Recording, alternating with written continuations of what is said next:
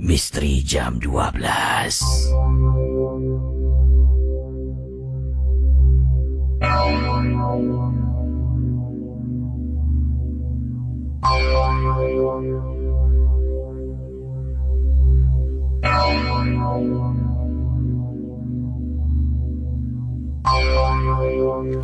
Apa kabar Casey, juga pendengar Misteri Jam 12?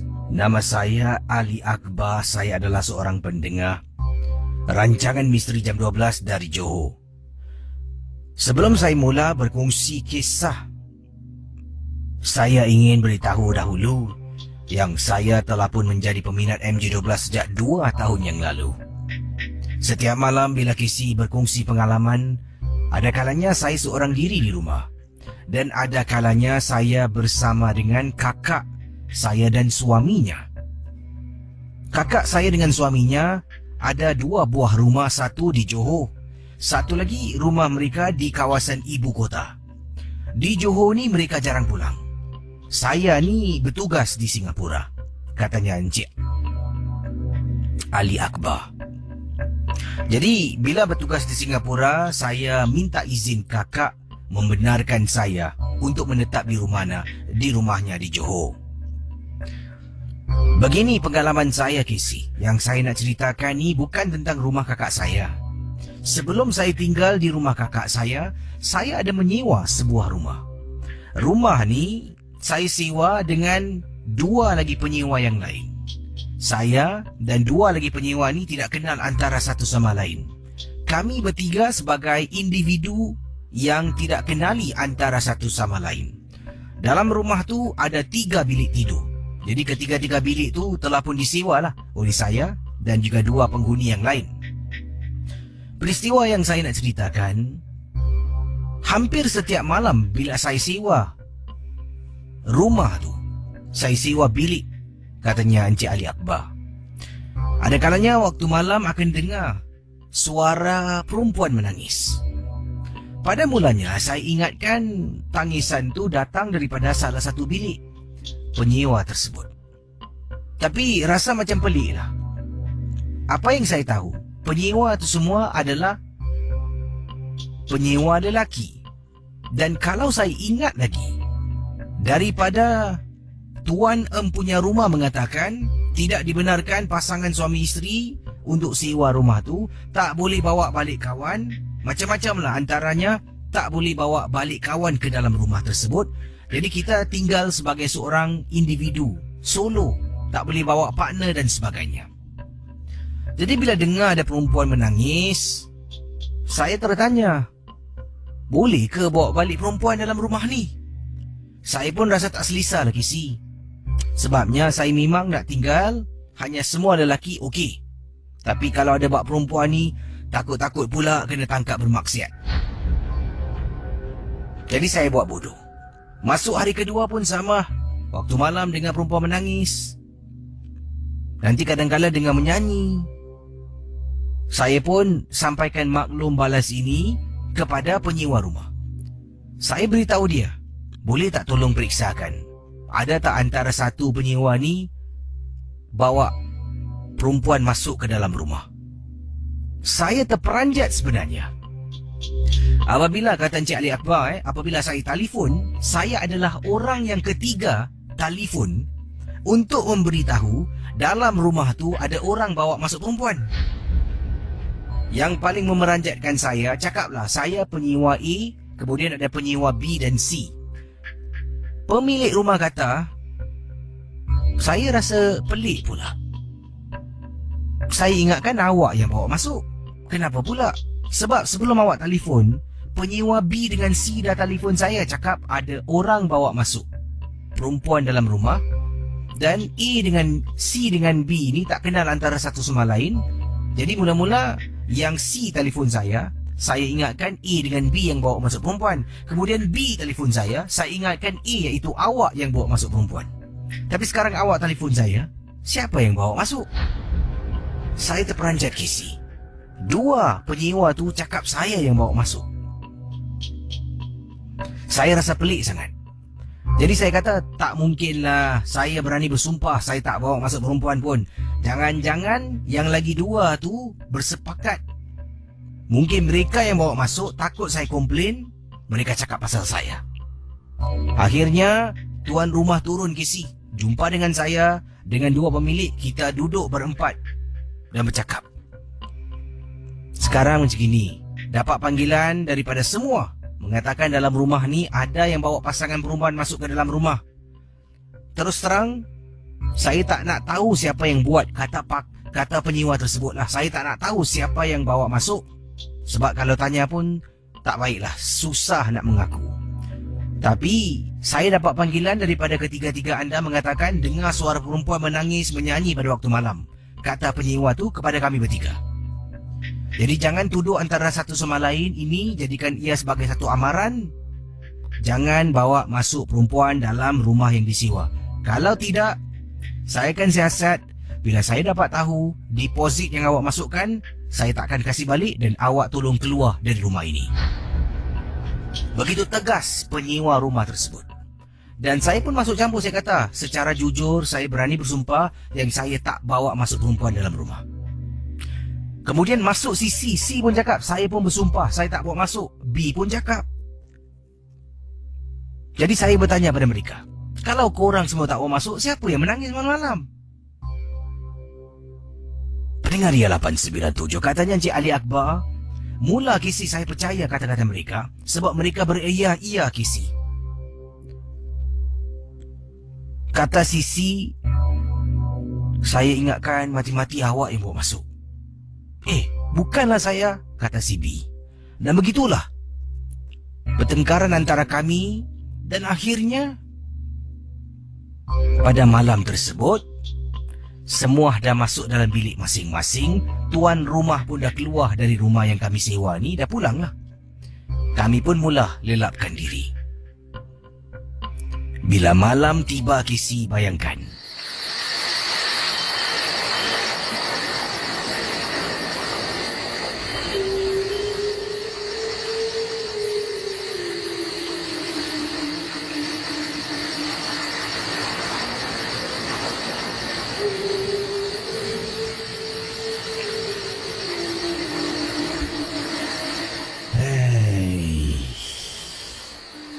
siapa pula yang nyanyi ni? Tadi, bila jumpa tuan rumah, semua cakap tak. Alamak, geram betul aku. Hello. Assalamualaikum. Assalamualaikum.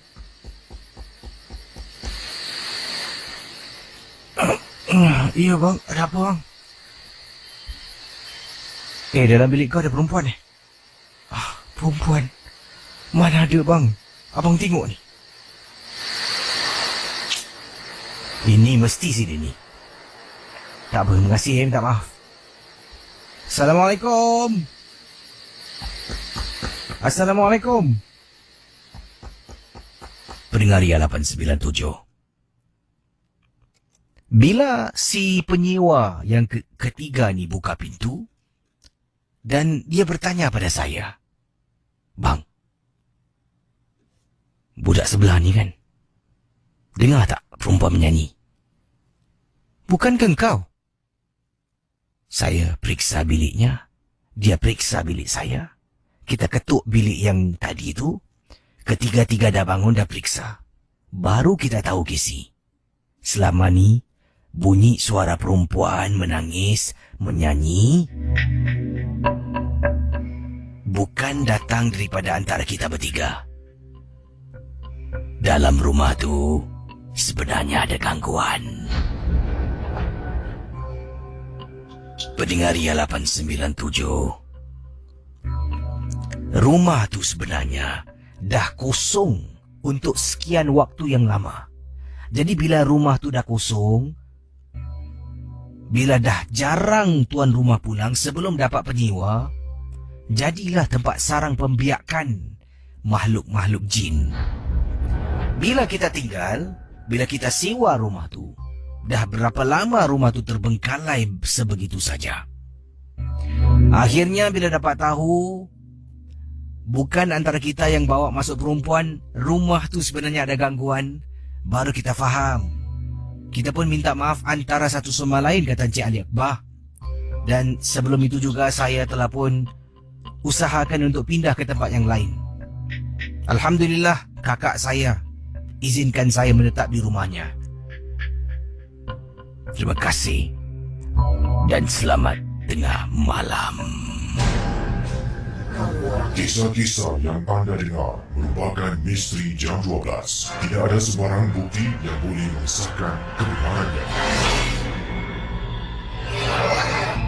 Dari kisah yang dikirimkan oleh Encik Ali Akbar berkongsi pengalaman. Kisah yang dikirimkan agak panjang tapi saya dapat ringkaskan dan anda memahamilah. Itulah, kadang-kadang makhluk jin ni akan porak-perandakan perhubungan antara manusia yang baik. Akan timbulkan buruk sangka antara sama kita. Satu langkah yang baik lah. Iktibar yang kita boleh ambil ni adalah dengan mendapatkan tuan punya rumah datang, kita duduk berunding, berbincang. Tapi masih belum lagi terjawab pertanyaan ataupun persoalannya, siapa yang sebenarnya dalam rumah tu. Dan akhirnya baru dapat tahu, rupanya bukan mereka bertiga yang bawa masuk perempuan. Malah ada penghuni yang tak diundang.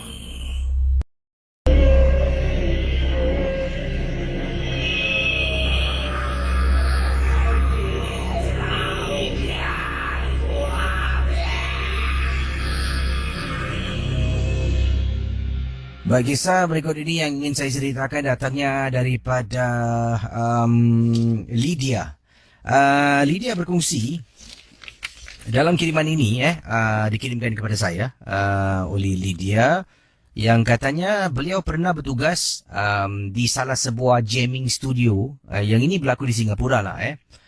Dan ada kalanya saya bertugas seorang diri, pemilik jamming studio ini tidak bersama dengan saya. Dan jamming studio yang saya bertugas ni dibuka sampai jam 3 pagi. Pada waktu-waktu hari-hari biasa pun dibuka sampai 3 pagi.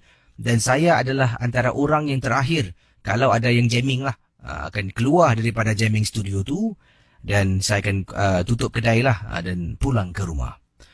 Antara pengalaman yang pernah saya alami ketika bertugas seorang diri, waktu itu sekitar 12 lebih tengah malam. Memang tak ada sesiapa pun. Sebenarnya sejak bermula pukul 10 malam dah last penggunaan bilik yang terakhir lah kata beliau. Dan selepas tu dari jam 10 lebih itu sampailah 12 lebih tengah malam tidak ada sesiapa dan saya seorang diri. Tapi yang selalu menjadi tanda tanya, daripada tempat saya duduk ni, setiap bilik jamming studio ni ada kamera.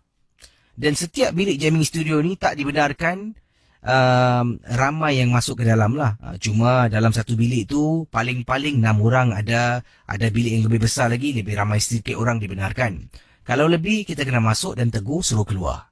Jadi dalam jamming studio ada kamera. Kamera tu untuk tengok lah kelakuan mereka dalam bilik jamming. Ada yang takut nanti merokok, ada yang bawa masuk minuman. Itu semua tidak dibenarkan masuk di dalam. Saya ni tengah duduk tengok daripada monitor screen CCTV kamera yang ada pada setiap bilik jamming studio, katanya Lydia. Memang tak ada orang. 12 lebih tengah malam, saya seorang-seorang tengah duduk dekat kaunter sambil bermain handphone. Terperanjat saya apabila terdengar orang ketuk drum beberapa kali. Lalu saya memandang ke arah CCTV kamera. Tengok bilik nombor 1, nombor 2, nombor 3, nombor 4. Tak ada orang pun. Tak apalah. Lagi dengar, walaupun jamming studio tu biliknya soundproof, tapi kadang-kadang boleh dengar dengungannya sedikit. Saya tengah duduk dengar lagi. Siapa pula yang ketuk drum ni? Pendengar misteri jam 12. Saya perhatikan satu persatu bilik, tapi langsung tidak ada sesiapa. Saya pun buat bodoh dan gangguan berhenti seketika. Sampailah nak dekat pukul 3 pagi, 2.45 lah. Saya tengok dah tak ada orang lagi, saya pun tutup kedai lah. Pergi satu-satu bilik kena tutup lampu, tutup switch lampu semua. Kena tutup. Kalau tak, bos datang pagi-pagi, tengok main plug tak dimatikan setiap bilik, saya akan kena marah. Sebabnya katanya current berjalan. Saya pergi Casey. Dari bilik yang hujung, bilik nombor 4, saya masuk, matikan lampu. Bilik nombor 3, masuk, matikan lampu. Bilik yang terakhir, bilik nombor 1 lah. Bilik yang paling dekat dengan pintu kaunter. Sampai dekat bilik pertama, saya terperanjat. Siapa pula yang matikan lampu ni? Tolak pintu, biliknya dah gelap. Rasa pelik pula. Saya tutup, nak dekat tutup pintu, dengar kisi orang ketuk drum. Apalagi saya tak berani nak menjenguk, tarik pintu, pergi dekat kaunter, matikan semua lampu. Saya ambil kunci, keluar dan tutup dari luar dan terus pulang ke rumah. Sepanjang saya bertugas di jamming studio ... ini, macam-macam lah gangguan yang saya alami. Pernah juga sekali katanya Lydia, daripada CCTV kamera memang tak nampak, cuma dapat lihat dalam bilik jamming studio. Tapi saya dapat lihat daripada CCTV tu, pintu jamming studio di salah satu bilik dibuka, ditutup, dibuka, ditutup. Dalam hati saya, siapa pula yang tolak pintu dari luar? Dari kaunter, saya cuma hanya perlu menjenguk. Boleh nampak dekat koridor. Tengok dekat koridor, terkejut saya. Bila ternampak, ada perempuan masuk di salah satu bilik. Bila masa dia datang pun saya tak pasti, tapi saya nampak kisi susuk tubuhnya melepasi pintu salah satu bilik di sana. Tengok dekat CCTV, tidak ada sesiapa pun. Dan pintu yang ditolak tu antaranya baru nak tertutup. Tapi sekarang jamming studio yang saya bertugas ni dah pun ditutup. Mungkin atas sebab-sebab yang saya alami agaknya. Tidak tahulah kisi. Terima kasih dan selamat tengah malam. Ya, Misteri Jam 12 bersama dengan anda di Ria 897. Terima kasih kepada yang sudi mendengar rancangan ini. Tak kira dari Singapura, dari Indonesia, Kepulauan Riau khususnya, dari Batam, ya, dari Brunei Darussalam, juga dari Malaysia. Dan tadilah telah pun dikatakan seluruh rakyat Malaysia ni bertafakur selama seminit serentak di Seratan Negara, memberi penghormatan, kata dari apa yang saya lihat tadi, tonton berita mengenai tragedi lah, mangsa tragedi MH17. Dan dikatakan istiadat penghormatan penerimaan jenazah telah pun berlangsung di kawasan Kompleks Bunga Raya di KLIA dan juga dihadiri oleh ramai orang-orang yang ternama, ya, antaranya Perdana Menteri pun hadir, yang di Pertuan Agong pun hadir, dan ramai lagi lah memberi penghormatan bila jenazah-jenazah tu diusung keluar daripada pesawat. Salam takziah sekali lagi dari kami di Singapura di Ria 897 kepada keluarga mangsa. Satu perkara yang amat menyedihkan lah telah berlaku, dan kita akan teruskan dengan kisah dalam rancangan Misteri Jam 12. Yang ini kiriman daripada Syarifah, kata Assalamualaikum Waalaikumsalam warahmatullahi ta'ala wabarakatuh. Ini berlaku 2 tahun lepas. Waktu tu saya dapat panggilan dari anak saya. Anak saya ni jarang telefon saya untuk temankan. Jadi saya ni tinggal di tingkat di tingkat 5. Dan anak saya telefon suruh saya jenguk saja luar. Nanti bila dia nampak saya ni, dia akan rasa macam tenang sikit lah. Anak saya balik kerja jam 1 pagi. Dan sebelum tu dia dah telefon saya. Katanya, Mak boleh tunggu saya tak dekat koridor? Saya rasa tak sedap hati lah malam ni. Selalunya saya akan menjenguk anak saya daripada koridor rumah lah. Keluar saja pintu, dekat koridor tu menjenguk. Dan pada malam tu, benda yang sama saya buat. Tapi selepas saya ternampak tu, saya terus pergi dekat lift. Dan telefon, sambil tu telefon anak saya, suruh dia tunggu di bawah. Apa yang saya ternampak, Casey? Ini kisah yang ringkas daripada Kak Syarifah. Dari jauh, anak saya turun dari teksi nak pulang ke rumah lah. Jalan, saya nampak belakang anak saya, ada orang ikut belakang lah jalan. Tapi yang memeranjatkan saya, orang ni ikut belakang anak saya Bila anak saya berjalan agak laju sedikit, nampak saya dari jauh dia angkat tangan lambai. Anak saya lambai kat saya pun angkat tangan lah lambai. Makin dekat, baru terperasan. Siapa pula yang jalan membungkuk belakang anak saya? Kelihatan seperti ada makcik. Seorang makcik jalan membungkuk tapi laju pergerakannya. Kalau orang bungkuk selalu jalan perlahan. Yang ini, anak saya selaju itu yang bergerak. Dia ikut dari belakang selaju anak saya bergerak, berjalan melangkahkan kaki ke hadapan. Bila dah ternampak, saya pun rasa tak sedap hati. Saya telefon anak saya, kata tunggu mama kat bawah, tunggu mak dekat bawah, kata saya kepada anak saya. Tekan butang lift, turun ke bawah. Anak saya tengah tunggu dekat lift lobby, tapi wanita yang tadi saya nampak tidak kelihatan. Keluar dari lift. Kemudian saya jenguk lagi kiri kanan. Anak tanya, mak kenapa mak? Saya giling kepala. Kemudian saya kata pada anak saya, ikut mak baca Apa dia? Ikut mak baca. Bismillahirrahmanirrahim.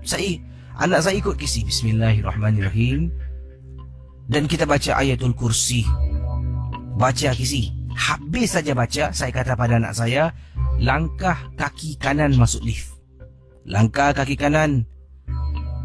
Tak toleh ke belakang. Tekan tingkat rumah kami. Lift naik ke atas, keluar dari lift.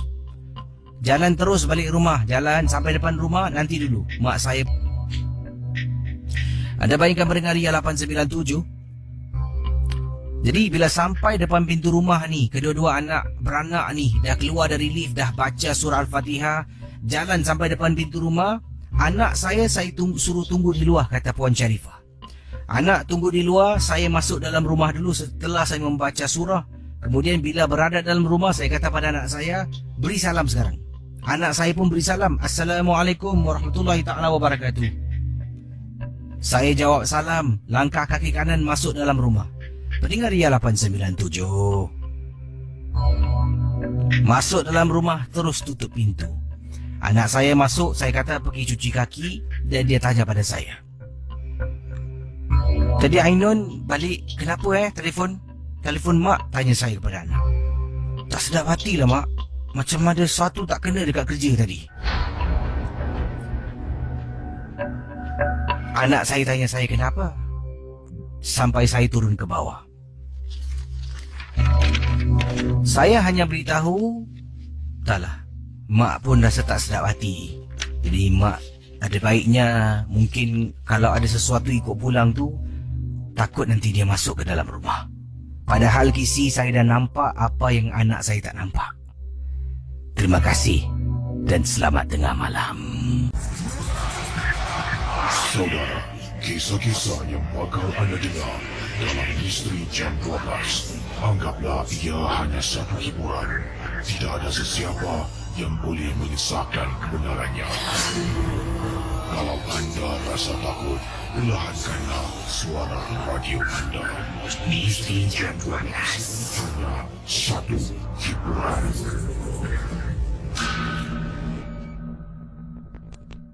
Di sini ada kisah yang ingin saya sampaikan daripada seorang pemandu ambulans. Yang ini berasal dari Malaysia. Datangnya daripada Encik Hassan. Encik Hassan macam bos saya pula Tapi itu Hasan Saleh. Yang ini pula bukan Hasan Saleh Ini Hasan mana ni nama dia? Oh, ni Hasan Matno yang berkongsi pengalaman sebagai seorang pemandu ambulans di Malaysia.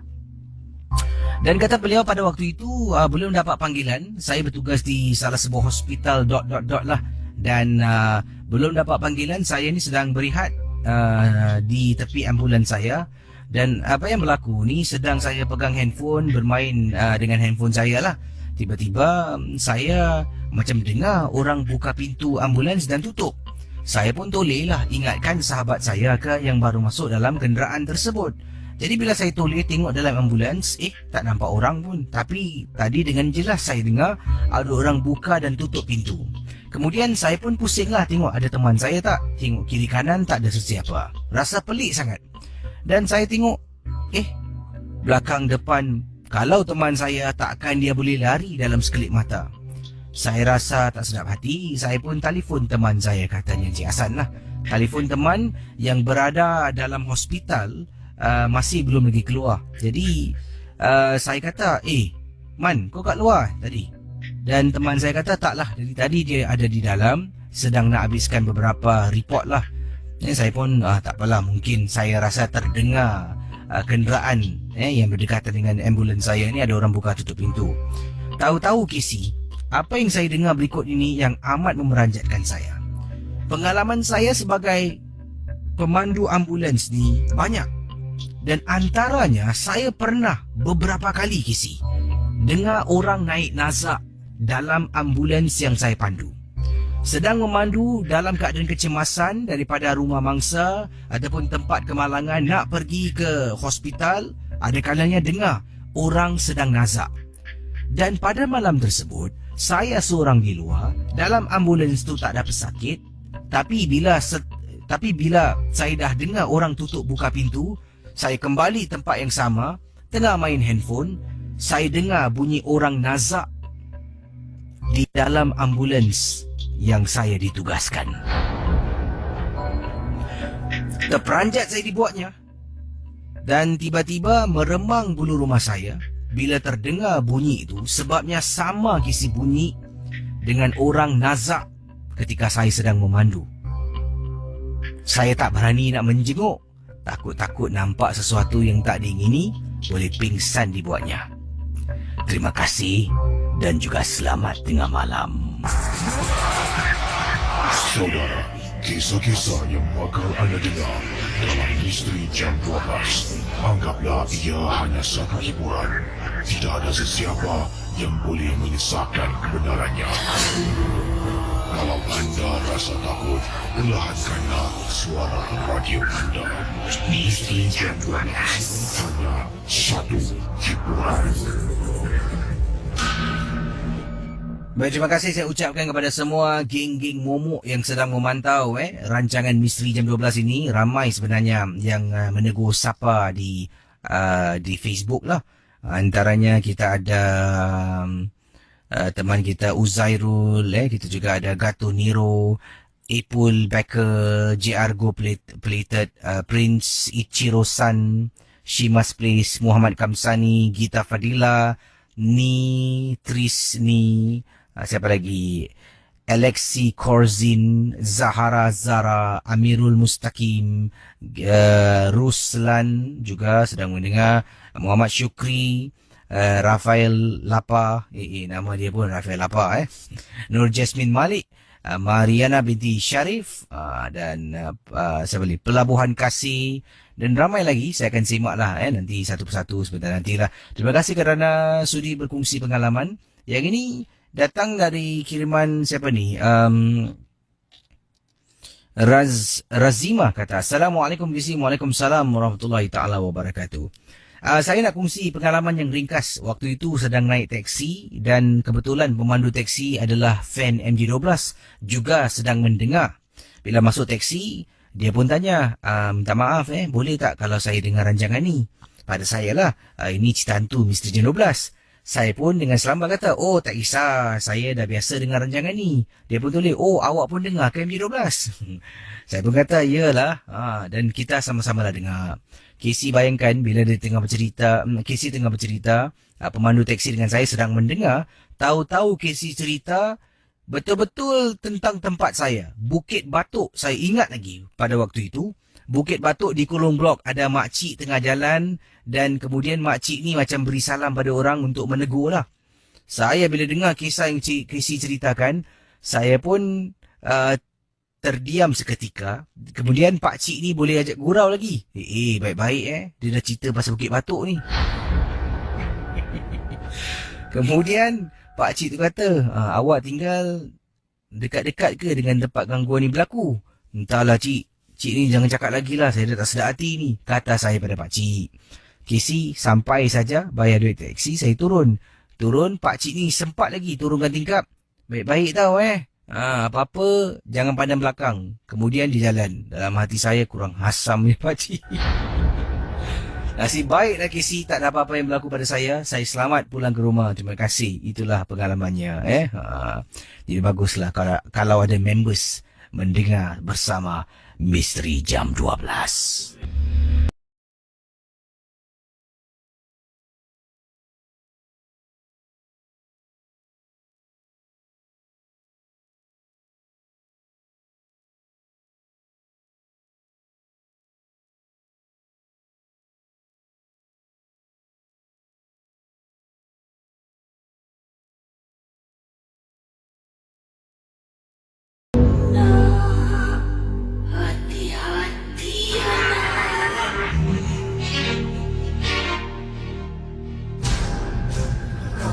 Kisah-kisah yang anda dengar merupakan misteri jam 12. Tidak ada sebarang bukti yang boleh mengesahkan kebenarannya.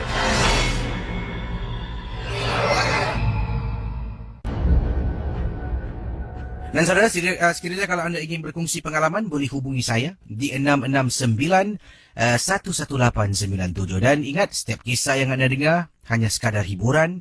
Jangan terlampau taksub dan terikut-ikut. Misteri Jam 12 hanya hiburan sahaja. Baik, kita silakan dengan kisah selanjutnya.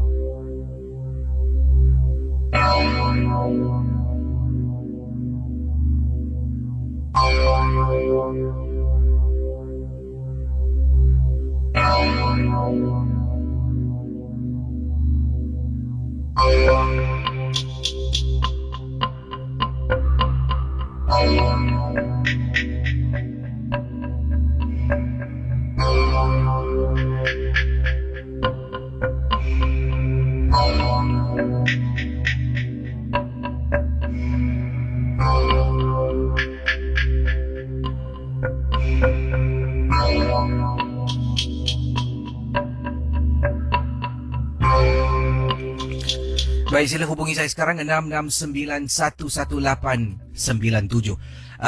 Yang ini kiriman daripada teman kita yang bernama Hasif. Hasif berkongsi, katanya, Assalamualaikum Waalaikumsalam warahmatullahi ta'ala wabarakatuh. Saya ingin berkongsi pengalaman yang ini berlaku kepada saya dan isteri. Pada waktu itu, saya dengan isteri berjalan di kolong blok rumah sekitar waktu maghrib dalam perjalanan nak pulang ke rumah. Saya tahu, memang kalau boleh elak daripada keluar waktu maghrib, nak bila isteri berbadan dua. Saya dengan isteri memang tahu sangat-sangat. Tapi pada hari itu, tak dapat dielakkan. Lepas satu pula masalah timbul. Jadi kami terpaksa pulang ke rumah dah nak dekat, dah pun masuk waktu maghrib. Selepas berjalan daripada tempat letak kereta di kawasan rumah saya pun menuju ke kolong blok dan dihampiri oleh seorang pakcik yang berpakaian jubah dan juga bersarban. Dari jauh, wangi betul. Pakcik ni mengenakan wangian minyak atar kalau tak silap saya. Kemudian pakcik ni menghampiri saya. Dan waktu itu isteri saya ni baru hamil sebulan lebih. Nak dekat masuk 8 minggu saja. Jadi jentina anak kami pun belum lagi kami tahu. Pakcik ni datang dan bertanya, isteri kamu hamil ke? Saya pun tengok pakcik ni dan saya senyum dengan tidak memberitahu apa-apa pun. Macam rasa seolah-olah privasi saya dan isteri ni dimasuk campur oleh pakcik yang tak kami kenali. Isteri saya semakin rapat dengan saya sebab takut dengan pakcik ni yang tiba-tiba entah muncul dari mana. Jadi pendengar Ria 897, saya cuma senyum dan saya angkat kaki berjalan ke hadapan. Minta maaf saya kalau menegur. Waktu-waktu maghrib macam ni baik-baik, kata pakcik itu. Kemudian, kalau izinkan saya, awak jangan bergerak dulu boleh? Dan kemudian pakcik ni pun mengangkat tangan. Bismillahirrahmanirrahim. Dia baca doa. baca surah yang saya mohon maaf tak tahu surah apa yang dibacakan. Dia tiup di belakang kami. Saya tengok pakcik ni, saya pun haruslah melindungi isteri saya dan anak dalam kandungan. Minta maaf pakcik Pakcik buat apa ni? Saya ni marah. Biasalah Kisi sebagai suami harus juga lindungi isteri dan anak dalam kandungan. Jangan takut. Saya tak buat apa-apa kat awak. Dia dah pergi. Dengan nada yang rendah kata pakcik tu. Apa yang dah pergi? Awak tadi jalan, awak tak perasan. Dekat belakang awak ada polong ikut. Saya bila dengar terperanjat. Pakcik ni biar betul ni, ataupun nak tipu aku dengan isteri. Yelah cik, terima kasih cik Saya jalan ke depan dan pendengar Ria 897 tergerak hati untuk toleh ke belakang. Pakcik tu berjalan berlalu pergi daripada kawasan kolong blok rumah saya. Dan apabila dalam lift, saya tertanya-tanya, adakah benar perbuatan pakcik tu menghalau pulung yang dia nampak yang kami berdua tak nampak? Entahlah Kisi, tapi Alhamdulillah keadaan malam tu setakat gangguan yang ditegur oleh pakcik yang kami tak kenali. Terima kasih dan selamat tengah malam. Kisah-kisah yang anda dengar merupakan misteri jam 12. Tidak ada sebarang bukti yang boleh mengesahkan kebenarannya. Baik, itu ada kisah daripada pendengar kita. Dan yalah, saya rasa anda pun kalau sebagai seorang suami tiba-tiba waktu maghrib datang secara melulu ke arah anda dan pakcik ni tanya isteri hamil ke, kemudian katanya belakang ada benda ikut lah, confirm nak layan mesti jadi marah lah. Jadi mungkin itulah saya rasa yang dilakukan oleh suami ni. Baik, terima kasih. 669-11897.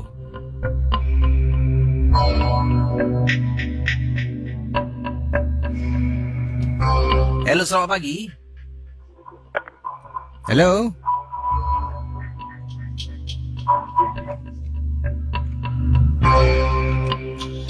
Baik, nasihat saya dari anda, peringatan pada semua bagi yang ingin hubungi saya, matikan suara radio ataupun jauhkan diri anda dari radio dan dengar saya di telefon, bukan dengar radio untuk jawab soalan saya untuk kita berbual. Sebabnya kalau dengar radio nanti lambat respon dari anda. Dan kalau boleh kisah anda biar diringkaskan, ingat orang belakang itu yang penting. Dan juga jangan off air lah, sebab nanti akan tertunggu-tunggu pendengar-pendengar yang lain. Baik, silakan 669-11897. Hello, selamat pagi. Hello.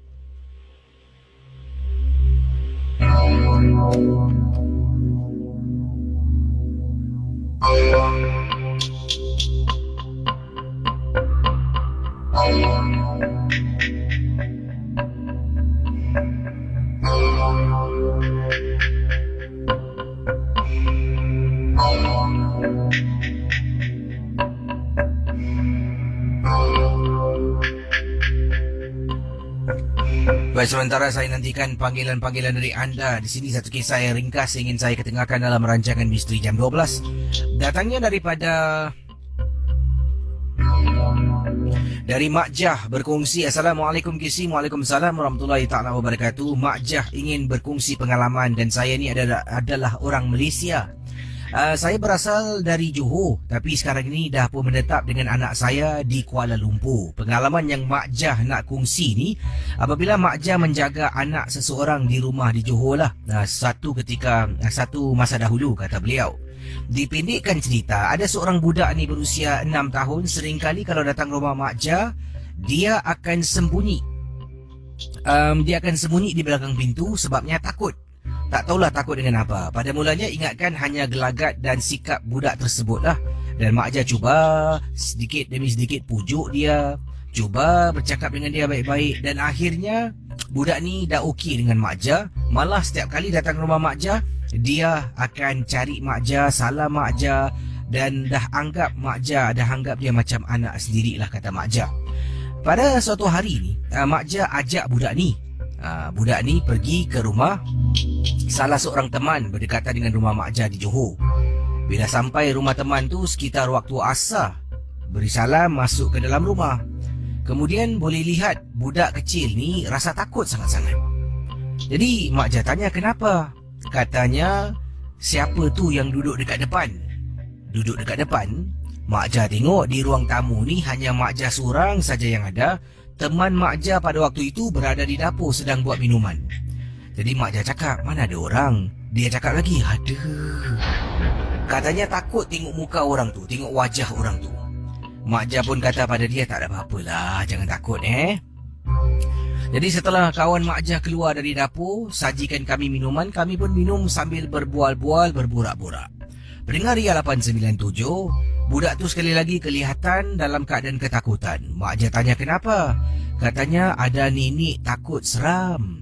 Kata anak yang Mak Jah jaga ni lah. Setahu Mak Jah, dalam rumah teman Mak Jah tu memang dahulunya ibunya tinggal bersama dengan beliau. Tapi pada waktu itu, ibunya dah meninggal dunia, Kisi. Macam mana pula budak ni cakap ada nenek seram? Dan Mak Jah hanya mengatakan jangan takut sini duduk dengan Mak Jah. Jadi dia duduk rapat dengan Mak Jah. Setelah kita berbual dalam lebih sejam, Mak Jah pun rasa tak sedap hati, budak ni makin takut. Mak Jah kata pun nak pulang lah. Mak Jah pun berjalan. Kemudian bila Mak Jah tanya kenapa tadi tu, dia cakap dalam rumah tu ada banyak momok. Terperanjat bila dengar. Tapi takkanlah nak beritahu kepada teman Mak Jah yang rumahnya berhantu. Cuma berdiam diri sajalah. Terima kasih Kisi dan selamat tengah malam. Kisah-kisah yang anda dengar merupakan misteri jam 12. Tidak ada sebarang bukti yang boleh mengesahkan kebenarannya.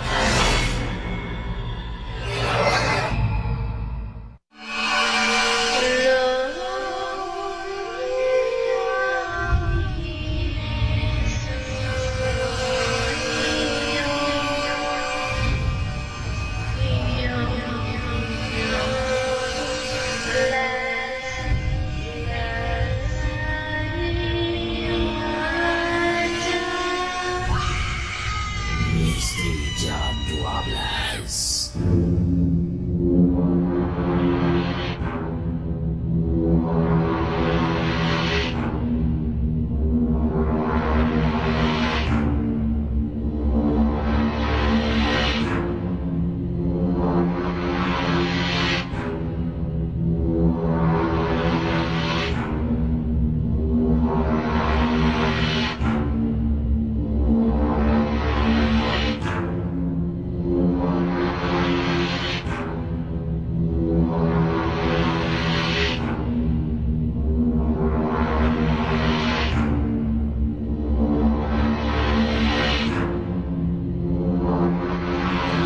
Kita ke hujung talian dan sekejap lagi akan saya kongsi kepada anda. Ini adalah satu mungkin pengalaman yang dialami. Kenapa agaknya dalam rumah kita tidak dibenarkan menggantung gambar-gambar. Ini adalah kisah yang dialami oleh Azah. Azah yang berkongsi kisah dalam rancangan MG12. Tapi sekarang 66911897. Hello, selamat pagi. Assalamualaikum. Waalaikumsalam. Siapa tu? Di sini Didi. Siapa ni? Didi. Didi, ada kisah tentang apa Didi? Silakan. Ya, ini pengalaman saya. So, itu umur saya 8 bulan. Dan saya ingin menjalani pembedahan di kemaluan saya juga. Ya, waktu itu pada tahun 1999. Ini aku dan ibu saya kepada saya lah. Waktu ibu saya tunggu di operation room, ada seorang panggil dia ke operation room. Jadi doktor tanya dia, itu sebelum kau masuk, dan kurang komitmen, terus dia keluar balik. Dia tak masih ada patient lagi. Terus dia keluar balik. Habis itu reception tanya dia. Reception tanya dia, siapa yang suruh masuk ke operation room? Sekali ibu saya kata, saya lah. Nas tu lah. Habis section tu sebenarnya dia pakai baju apa? Dia pakai baju putih macam nas dia pakai baju putih. Tapi dia pakai nas apa sih tahu tak? Nas yang lama yang ada pakai kek yang tinggi tu. Kan? And then reception tu cakap tunggu sampai nurse yang pakai baju biru panggil baru kau masuk. Sebab tu ibu saya bercakap dengan reception yang dia pakai baju putih. Terus dia cakap, oh my god. Terus ibu saya ingat apa-apa lah. Sekali sampai ibu saya pengsan. Jadi saya pun masukkan saya ke ward untuk operation. Jadi ibu tunggu di luar lah. Sekali ibu saya curious, tanya dengan reception tu, kenapa tadi kau tanya aku macam itu tak ada. Yang sebenarnya nurse tu dah mati 17 tahun yang lalu. Jadi dia tak kasih orang. Cuma dia suka macam orang ini dia di KK hospital lah yang baru punya ni lah. Sekali tu ibu saya cakap begitu, dia cakap oh my god. Terus ibu lepas operation apa semua, ibu saya tanya kepada reception tu, kenapa kau tanya dengan aku macam ni? Sekali cakap yang kau nampak itu ada nurse yang dah mati 17 tahun yang so ibu saya terpanjat. Jadi tapi itu reception tu cakap dengan dia yang jangan takut, dia tak kacau, dia cuma suka macam orang ada operation, dia suka panggil macam okey masuk. Tapi time nurse tu panggil ibu saya ikut dia di depan, ibu saya di belakang. Tapi time waktu selekor tu dia terus hilang. Dia hilang, habis ibu saya masuk lah. Jadi doktor tanya dia, siapa suruh kau masuk? Belum kau biasa lagi. Jadi ibu saya cakap, nurse yang suruh kau masuk. Bukan kau pesan. Ada lagi banyak patient. Lagi lama. And then baru section tu ibu saya yang kau tadi ibu saya cakap pakai baju tu dia sekali operation baru ibu dia kau tanya ini tak ada yang kau nak tu nurse dah mati setahun yang saya tu kan pakai cap, songkok yang itu kan, bukan macam sekarang lain. So daripada sana lah ibu saya punya pengalaman di KK Women Hospital. Itulah ibu saya yang ceritakan pada saya. Terima kasih ya. Kembali, itu dia pengalaman dari Didi ketika beliau berada di hospital. Dipendekkan cerita tu, ternampak seorang jururawat, tapi difahamkan jururawat tu sebenarnya dah tak ada lagi kerana pakaiannya tu agak lama dahululah. Baik, MJ12 sekadar hiburan, jangan mudah kita terikut-ikut dan percaya apapun jua. Kita akan kembali selepas pesanan-pesanan berikut ini. Tapi sebelum tu saya nak kongsi tentang gambar sekejap lagi. Ini kiriman dari Azhar. Gambar yang disimpan, digantung di dalam rumah. Kita kan selalu ada gambar dalam rumah yang kita gantung, yang kita simpan mungkin di atas, letakkan sebagai perhiasan di atas meja. Akan saya kongsi kisah dari Azhar sebentar nanti. Kita kembali selepas pesanan-pesanan berikut ini. Misteri Jam 12 malam. Misteri Jam 12.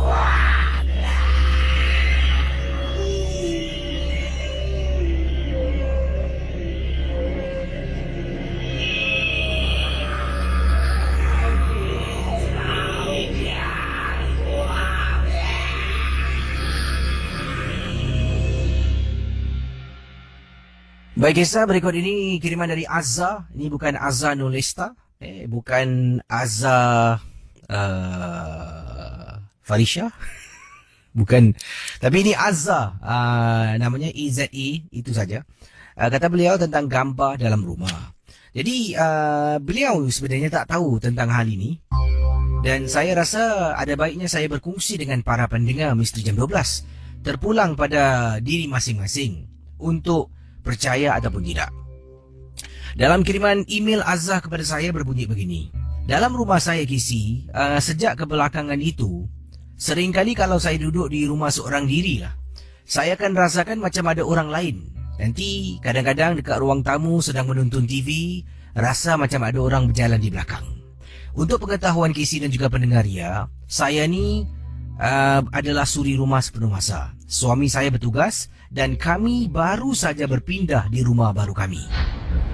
Nanti bila suami keluar pergi tempat tugas, pada waktu malam ataupun pada waktu petang, suami bertugas mengikut shift.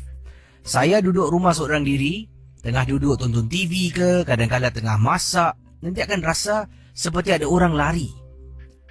Lebih ketara lagi pada waktu malam bila suami tidak ada di rumah. Saya berada di atas katil, sebelum tidur tu sedang bermain dengan handphone saya. Nanti saya akan dengar bunyi pintu salah satu bilik, seperti ada orang masuk dan tutup perlahan-lahan. Ada kalanya saya ingatkan mungkin agaknya perasaan saya, telinga saya ni bermain dengan saya lah. Kadang-kadang tu macam tu, kita akan terdengar sesuatu yang kita mungkin tak perasan. Jadi saya cuma anggap sahaja yang saya dengar tu mungkin hanya mainan telinga saya.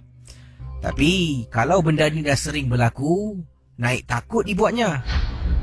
Pernah sekali tu, bila saya berada di dalam bilik, sedang baring di atas katil, tiba-tiba saya dengar Kisi, orang beri salam.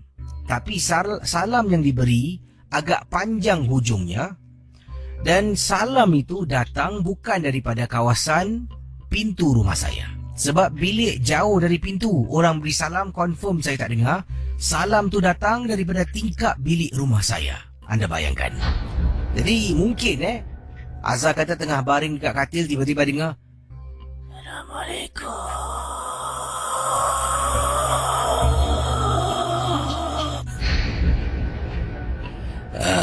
Bila saya dengar orang beri salam, saya ingatkan pada mulanya salam itu datang daripada kawasan pintu rumah saya. Baru saya teringat, pintu rumah saya jauh dari bilik. Kalau rumah ibu saya, memang kalau dekat ruang tamu tu tengah duduk boleh dengar orang bersalam. Dekat bilik pun boleh dengar sebab rumahnya kecil. Rumah saya Kisi ada 3 bilik tidur. Dan daripada bilik tidur utama ataupun master bedroom nak pergi ke ruang tamu, nak pergi ke pintu, agaknya jarak agak jauh. Dan tidak ada tingkap. Jadi siapa yang beri salam? Saya terpandang dekat tingkap walaupun tak nampak sesiapa. Tapi rasa seram sangat pada malam tersebut. Sampailah pada suatu hari Kisi, apabila saya tengah duduk dekat ruang tamu, saya terasa macam ada orang tiup telinga saya dan saya toleh belakang meremang bulu rumah saya. Akhirnya saya minta izin suami, beritahu suami dan suami pun juga beritahu saya yang dia pernah diganggu sama seperti apa yang saya lalui. Pada malam tu saya tengah tidur. Suami saya tak boleh tidur. Dia pun buat keputusan untuk pergi ke ruang tamu, iaitu ada balkoni. Dia nak isap rokok. Bila berada dekat balkoni sedang mengisap rokok, kata suami dia nampak saya jalan masuk dapur. Jadi dia pun kata, "Mami, buatkan kopi." Kata suami kepada saya yang dia nampak dia perasan masuk ke dapur. Setelah isap rokok, dia toleh ke belakang, tengok lampu dapur terbuka. Tapi saya tak ada, kopinya pun tak siap. Suami masuk dalam bilik, tengok saya sedang nyenyak tidur Kisi. Jadi sejak hari itulah suami tahu ada sesuatu yang tak kena. Jadi bila minta izin pada suami, nak panggil pakar datang untuk tengokkan rumah. Sejujurnya saya katakan di sini, saya tidak percaya pada sema menyima rumah. Tapi setelah itu, mendapatkan nasihat daripada ibu mertua, ibu saya sendiri. Mereka katakan lebih baik kau sema rumah, kan mak dah cakap. Kau tak nak dengar. Saya panggil laki seorang pakar datang ke rumah. Pakar tu pun tengok. Pakar ni adalah seorang ustaz dari sebuah masjid berdekatan dengan rumah saya. Datang, dia tengok rumah. awak gantung-gantung gambar ni, awak tinggal seorang ya? Saya pun beritahulah hal yang sebenar. Kata pakar tu, ada baiknya gambar-gambar yang ada cukup sifat jangan digantung dalam rumah. Sebabnya gambar-gambar inilah yang akan menjadi tempat jin berlindung. Saya dengar terperanjat, jadi tak boleh gantung gambar. Kalau nak sangat, masuk dalam album sajalah. Simpan album tu, bila nak tengok boleh keluarkan untuk tunjukkan pada tetamu. Kalau tidak, saya nasihatkan jangan gantung-gantung dalam rumah. Kemudian saya tanya pakar tu, kenapa tak boleh ya Ustaz Dia tanya saya satu soalan yang saya tak boleh jawab sampai sekarang. Pernah ke awak masuk masjid, tengok dekat masjid ada orang gantung-gantung gambar? Jadi ada baiknya kalau tak nak jin masuk rumah, nak malaikat masuk rumah, jangan gantung. Casey, yang benar Casey. Setelah gambar-gambar dalam rumah tu dibawa turun, keadaan di rumah saya semakin okey dan saya pun kurang rasa takut bila duduk seorang diri. Terima kasih dan selamat tengah malam. Kisah-kisah yang anda dengar merupakan misteri jam 12. Tidak ada sebarang bukti yang boleh mengesahkan kebenarannya. Baik, waktu serang 1.54 minit pagi. Ya, 1.54 minit pagi. Terima kasih pada semua yang sudi bersama dengan saya. Saya akan akhiri tugas saya. Jumpa anda pada hari Isnin. Saya bertugas kalau saya tak sakit ataupun tak ambil cuti. Last kopik lah, kisah yang terakhir. Mungkin boleh jawab panggilan ke? Silakanlah. Pemanggil terakhir lah. Dia kata, kesian pula nanti ramai fan MG12 ni. Biasalah, DJ berjiwa rakyat.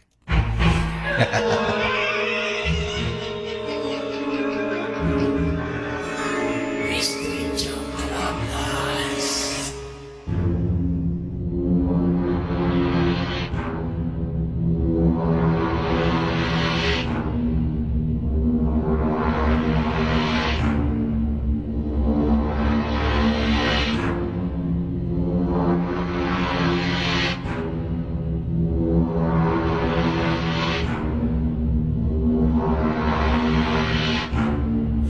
Baik, kisah yang berikut ini datangnya daripada Sulastri. Assalamualaikum Kisi, Waalaikumsalam warahmatullahi ta'ala wabarakatuh. Nama saya Sulastri. Pengalaman yang saya nak ceritakan ini berlaku ketika saya dengan juga teman saya menginap di salah sebuah hotel sebagai staycation di Singapura. Dan apa yang berlaku pada malam tu, saya dengan teman saya berdua saja berada dalam bilik hotel dan kami telah pun memesan makanan lah. Tengah tunggu makanan untuk dihantar ke bilik hotel kami. Tiba-tiba dengar ketukan pada pintu. Saya dengan semangat gesi bangkit daripada katil menuju ke arah pintu. Teman saya ni pula seorang lagi kata nak pergi tandas lah. Jadi bila dengar orang ketuk pintu, dia masuk tandas, saya pun pergi ke depan pintu. Bila saya buka pintu, di depan bilik hotel kami tidak ada sesiapa pun. Jadi rasa agak pelik pula. Tadi dengar orang ketuk pintu. Mana pula orang ni? Saya menjenguk dekat luar koridor, tengok kiri dan kanan. Kisi, apa yang berlaku? Saya punya legung bila saya keluar ni, saya terkunci diri saya dekat koridor dan pintu tertutup. Saya ketuk pintu beberapa kali, teman saya mungkin tak dengar sebabnya dia berada dalam tandas. Terpaksa kena tunggu teman saya keluar tandas, barulah saya ketuk pintu. Ketuk lagi, tak jawab-jawab. Dalam hati, lama betul kawan aku ni pergi toilet. Jadi, saya terpandang di bilik sebelah saya. Bilik sebelah saya ni ada seorang perempuan sedang berdiri sambil menyandar pada tembok di luar pintu bilik hotel. Bila dia menyandar, kepalanya tunduk tapi rambut menutupi bahagian depan muka. Bila ternampak perempuan ni, ya Allah Kisi, terperanjat saya dan takut saya dibuatnya. Saya pun ketuk lagi pintu teman saya. Suruh dia buka pintu. Mula-mula ketuk perlahan. Kali ini saya ketuk kuat dan hentak Kisi. Teman saya keluar, buka pintu dan tanya, kenapa kau kat luar? Apa kau buat? Saya masuk dalam tanpa menjawab soalan teman saya dan tutup pintu. Teman tanya, mana makanan kita tadi kita pesan? Tak ada orang lah tadi. Siapa ketuk pintu? Mana aku tahu? Sedang berbual, dengar orang ketuk pintu lagi. Jadi teman saya kata, dah sampai pun kali ini. Saya ni rasa macam berbelah bagi, nak buka ataupun nak tutup pintu. Teman saya dengan selamba berjalan depan pintu dan buka pintu. Alhamdulillah, nampaknya makanan yang dipesan sampai. Tersenyum saya sambil rasa takut sangat-sangat. Bila teman saya tutup pintu, angkat makanan tu masuk ke dalam, saya pun ceritakan tentang apa yang saya nampak. Casey dan juga pendengar Ria 897. Teman saya bila dengar hal yang saya ceritakan, ternampak perempuan rambut panjang berdiri di bilik sebelah. Di luarnya, dia pun terperanjat. Dan dia katakan mungkin agaknya yang sebelah tu saja-saja nak takut dengan kau, sambil ketawa. Casey, bila tengah makan, teman saya duduk memandang ke arah tingkap. Tiba-tiba dia terpekik, Casey. Saya terperanjat, nyaris-nyaris jatuh dari katil. Saya tanya kenapa. Dia hanya berdiam diri. Kemudian dia bangun, pergi dekat tingkap, tutup langsi. Kenapa dengan kau ni? Katanya, dia ternampak sesuatu dekat tingkap sedang merenung ke arah kami berdua yang sedang seronok makan pada malam itu. Kisi hotel yang disebutkan, saya minta maaf tak boleh sebut nama hotel ni. Tapi hotel ni dekat dengan kubur. Benar ke? Ataupun tidak? Ingatlah, setiap kisah hanya hiburan. Jangan percaya dan mudah percaya dengan apa yang diketengahkan. Selamat tengah malam dan terus bersama dengan Ria Insomnia.